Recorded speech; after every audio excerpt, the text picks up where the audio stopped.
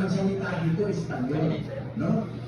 Eh, halimbawa dito sa Spanish speaking country, makakita ko na nagsasalita ng Tagalog, siyempre mag-i-interest ako sa Tagalog doon. Siyempre, pagka narinig ko Tagalog, mag-i-interest ako dahil nasa paligid ko, puro Espanyol eh. O, di ba? Nakalinig kayo ng Tagalog, salamat. Nag-remittance. Ganun ang nangyari sa araw ng Pentecostes. Yung mga apostol nagsalita ng wika nila, iba silang nasyon, iba-ibang mga wika. Nagsalita ng mga wika nila, nakakawag ang pansin nila.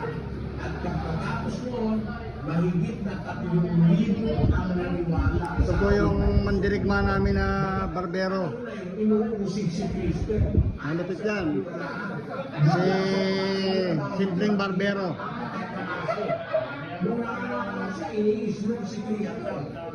Ito po yung mga fans niya. Mga fans. Ha? Ano ba Errol eh? Para maniwala yung mga tao. Ito naman po yung aming janitor. Malupit na janitor namin. Na hindi ka dahil ang ginagawa ng mga Pentecostes ngayon. Mga Pentecostes. Pero na pinagsasabi, walang makaintindi eh.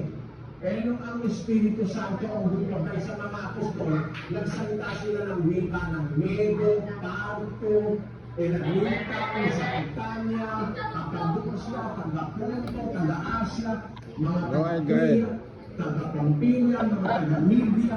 Narinig nila mismo yung salita nila na kanilang kinamulatan. Chapi ka. Naintindihan nila ngayon yung aral ni Cristo. Pagkatapos ng Pentecostes, nagbautismo ang mga Sipag ng janitor. ng 3,000 kaluluwa. 2:41. Sino ka janitor natin? Yung nang nagsitanggap ng kanyang salita ay nagabautismuhan at nagaparagdag sa kanila ng araw na yaon ang may 3,000 kaluluwa.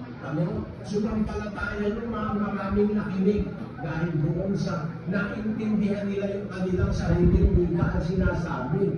Ito naman mga Pentecostal na MCDX. Dapat bata lang yun. Kapitan mo brad eh. 15. Speaking of tongues, hindi naman tongues yun eh.